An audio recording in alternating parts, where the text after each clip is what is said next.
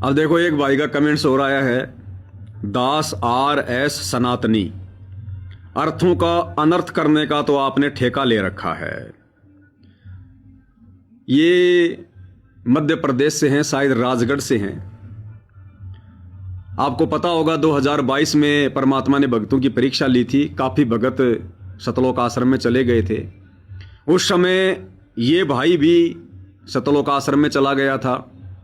पहले ये संकल्प दीक्षा लेकर भक्ति कर रहा था, उसके बाद इसने आश्रमों में जाकर नाम दीक्षा ले ली। 2-3 साल ये उधर रहा। उसके बाद जैसे ही कजोड़ भगत जी वापस सात संगति में आए तो ये भाई भी कुछ दिनों बाद में वापस सात संगति में आ गया। कजोड़ भगत जी के पास मैसेज भेजा, मेरे पास मैसेज भेजा कि भगत जी मुझे सात संगति से जुड़वाओ, मेरे से बहुत बड़ी गलती हो गई, मैंने गलती से सात संगति छोड़ दी। आश्रम में जाकर इन्होंने बहुत कुछ देखा, बहुत सारी घटनाएं घटी। ये वापस सात संगति में आ गए। दास के पास इन्होंने व्हाट्सएप पर बहुत बड़ा मैसेज भेजा कि भगत जी मेरा ये मैसेज, जो मैंने ये गलती स्वीकार की है सात संगति छोड़कर, ये मेरा मैसेज आप सभी ग्रुपों में डाल दीजिएगा। आप मुझे सात संगति के व्हाट्सएप के ग्रुपों में जोड़ दो। मेरा फेसबुक आपने जो ब्लॉक कर रखा है उसको अनब्लॉक कर दो। तो भाई और बहनों, सात संगति तो देखो परमात्मा का यथार्थ 13वां कबीर पंथ है। यहाँ राग द्वेष ईर्ष्या नहीं है।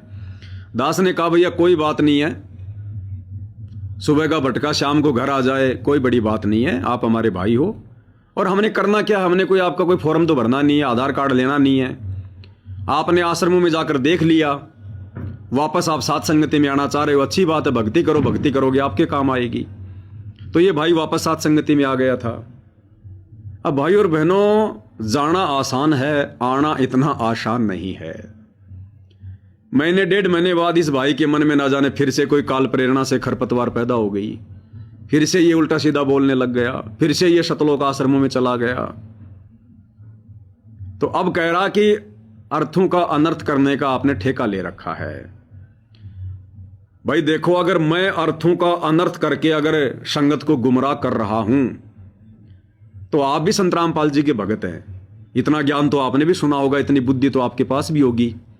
मैं जिन अर्थों का अनर्थ कर रहा हूं और संगत को गुमराह कर रहा हूं, आपकी नजरों में आप उन्हीं अनर्थों का फिर से अच्छा अर्थ करके और मेरी तरह लाइव आके संगत को गुमराह होने से बचा सकते हैं। यह तो है नहीं कि पवन दास ने आपकी फेसबुक आईडी पे बैन लगा दिया है, या फेसबुक कोई मेरे बाप का है, जो मैं चाहूंगा तो आप फेसबुक चलाओगे, नहीं तो नहीं चलाओगे।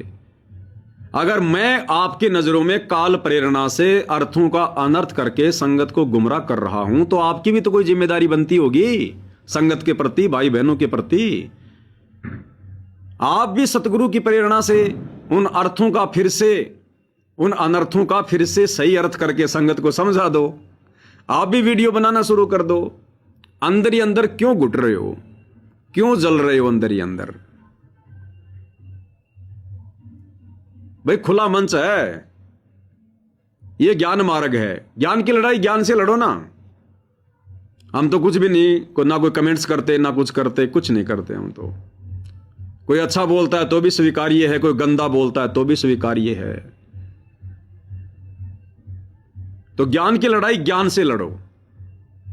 सतलोक आश्रम कमेटी वालों की तरह घटिया और गंदी चाल मत चलो। गाली गलौज करना, मार पिटाई करना, मुकदमेबाजी करना, ये उन लोगों के कार्य होते हैं जिन लोगों के पास में शब्दों की कमी होती है, ज्ञान की कमी होती है, सतगुरु के आशीर्वाद की कमी होती है।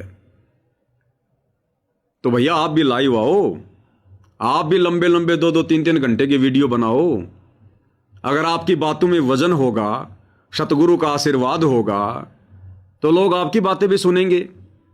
संगत को तो देखो, जहां भक्ति मार्ग में कुछ समझने योग्य बातें मिलेंगी, संगत तो भैया वो लेगी। कहते हैं ज्ञान अगर गधे से भी सीखने को मिल जाए तो ले लेना चाहिए। तो अब देखो भाई, ऐसा है, आप कई बार पलटी मार चुके हो बिना पैंदे के लोटे की तरह। आपका कोई स्टैंड नहीं है। अब आपकी बातों में और भगत नहीं आने वाले। जो कचरा था वो सात संगतियों से काफी हद तक छट चुका है, निकल चुका है। अब जो आत्माएं साथ संगति से जुड़ी हुई हैं वो दृढ़ आत्माएं हैं। अब इस प्रकार की बकवादों का, ऐसे घटिया कमेंट्स का उन भाई बहनों के ऊपर किसी प्रकार का कोई असर, कोई प्रभाव नहीं होने वाला है।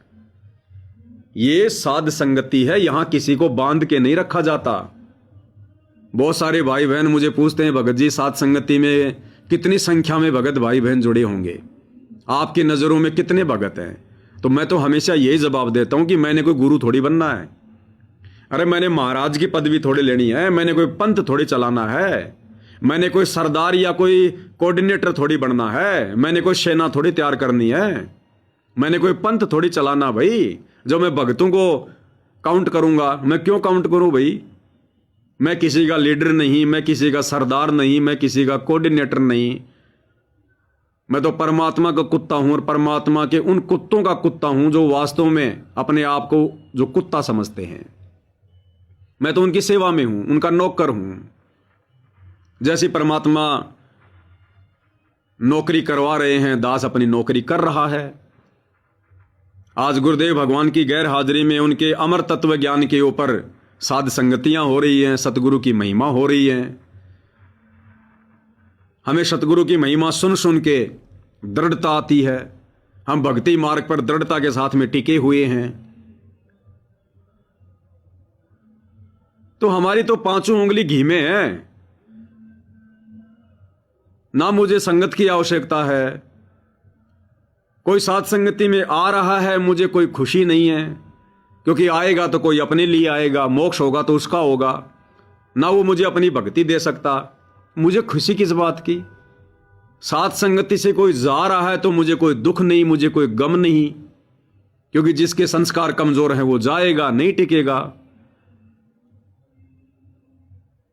परमात्मा जी ने एक वाणी के माध्यम से कहा है कि इतना ज्ञान देने के बाद, इतना समझाने के बाद भी यदि कोई तेरी बात पर गौर ना करे, तो एक वाणी के माध्यम से परमात्मा ने अपने हंस को धैर्य दिया है कि सटदल दोनों दीन का, दिल में दोष न धार।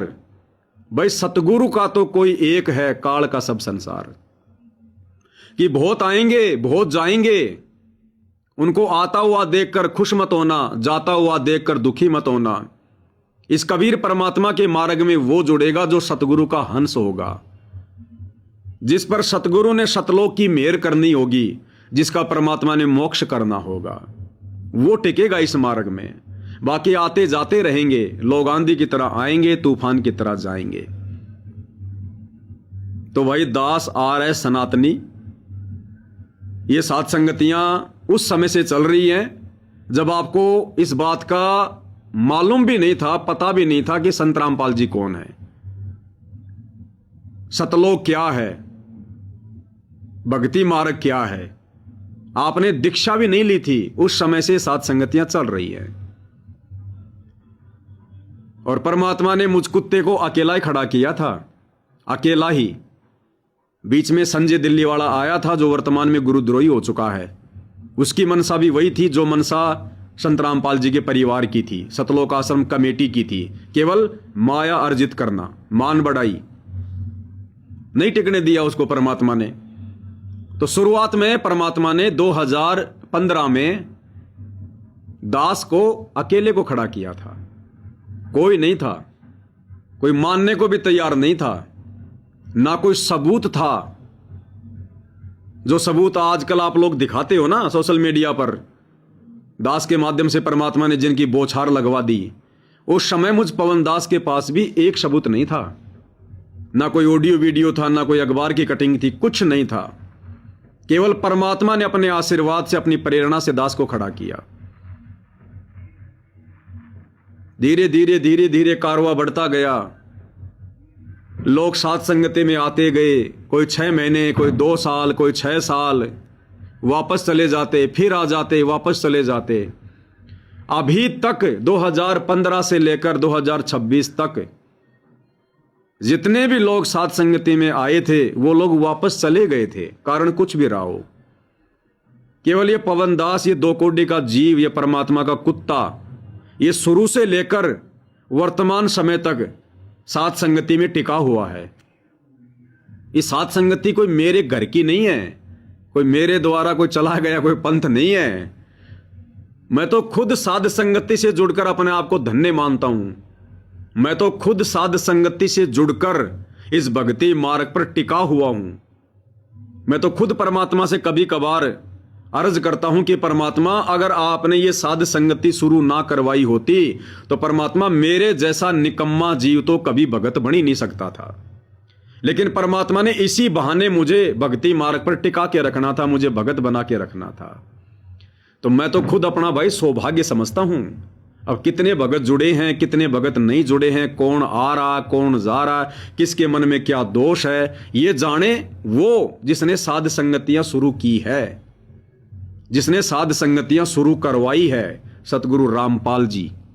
ये जिम्मेदारी, ये ठेकेदारी मेरी नहीं है। मैं जो सेवा गुरुदेव ने दे रखी है वो करता हूं, बाकी अपनी भक्ति करता हूं। तो भाई आप लोग नहीं समझ पाओगे, अभी आप भाई बहनों के संस्कार इतने मजबूत नहीं हैं।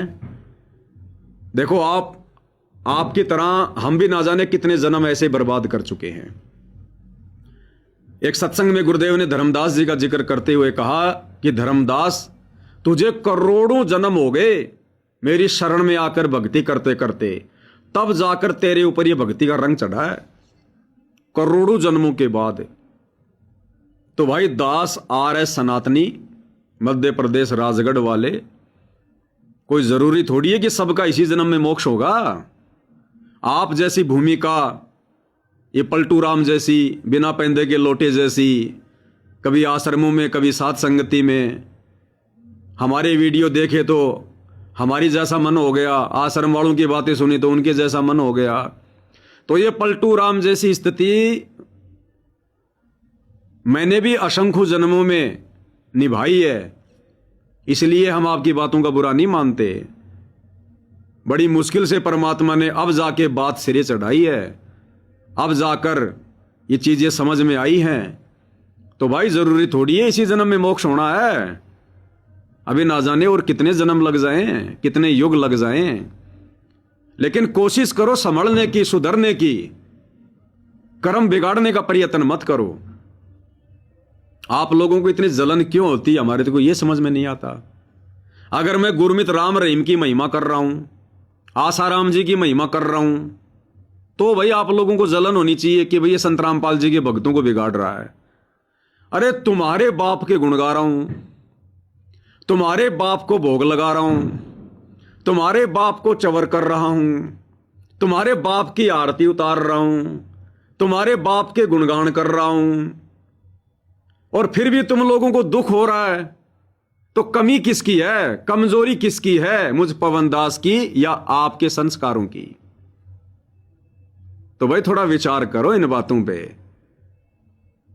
ये डामाडोल होने वाला मार्ग नहीं है। इतना ज्ञान दे दिया भगवान ने, इतना निष्कर्ष निकाल के रख दिया।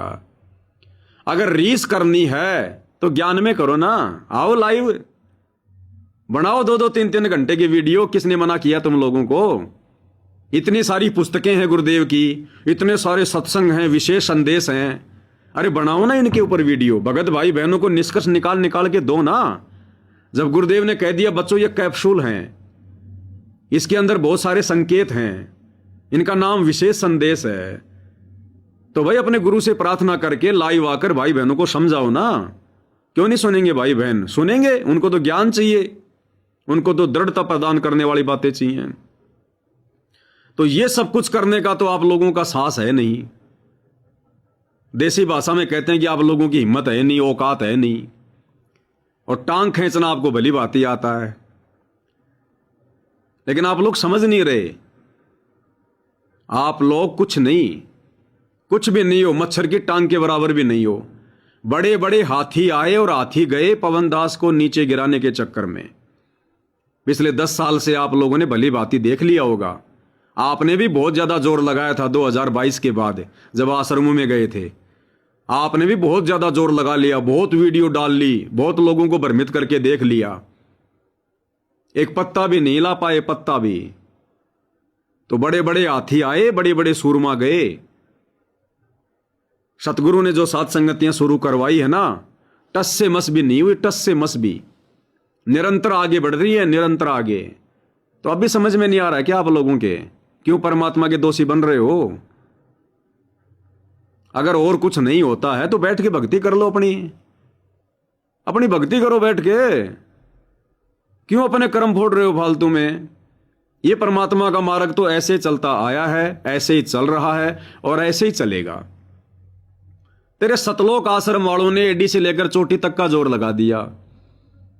कितने तो झूठे मुकदमे लगा रखे हैं, कितनी बार मार पिटाई कर ली, गालियों की बौछार कर रखी है। क्यों कर रहे हैं? इसीलिए तो कर रहे हैं कि ये रुक जाए, इस ज्ञान का प्रचार ना करे। तुम संगत को तो कह रहे हो हम ज्ञान प्रचार करते हैं, हम ज्ञान प्रचार करते हैं। सतगुरु का ज्ञान प्रचार करना चाहिए, और मैं फिर आसाराम का प्रचार कर रहा हूं क्या? मैं किसका प्रचार कर रहा हूं? काल का प्रचार कर रहा हूं मैं। तुम्हारे गुरु के सत्संग हैं, तुम्हारे गुरु की वाणियां हैं, उन्हीं को लाइव आकर तुम्हें भगत भाई बहनों को बता रहा हूं जितना मुझे समझ में आया। तो इसमें दुख मानने की क्या बात है भाई? जो बात तुम्हें समझ में आती हो ग्रहण कर लो, जो नहीं समझ में आती उसको छोड़ दो। लेकिन भाई तुम्हारी बुद्धि पे काल बैठा है और वो तुम्हें अंदर से प्रेरित करता है। तो भाई ये दाल यहां नहीं गलेगी, ये दाल कहीं और गलाओ। ये परमात्मा के द्वारा चलाया गया मार्ग है, ये मार्ग नहीं रुकने वाला। तो भाई और बहनों, हर प्रकार से हमने सजग रहना है, हर प्रकार से। ये बकवादें तो चलती रहेंगी, काल और दयाल यहां दो ही पार्टी हैं, यहां दो ही शक्तियां हैं। काल का काम क्या है आपको भली भांति पता है। संगत माही कुसंगत उपजे, जैसे बन में बास, आप घिस घिस आग लगा देकर बनखंड का विनाश। संगत के माध्यम से ही जो संगत वाले भाई बहन जो काल प्रेरित होंगे, इस पंथ से जुड़ने के बाद भी वही तो बकवाद करेंगे।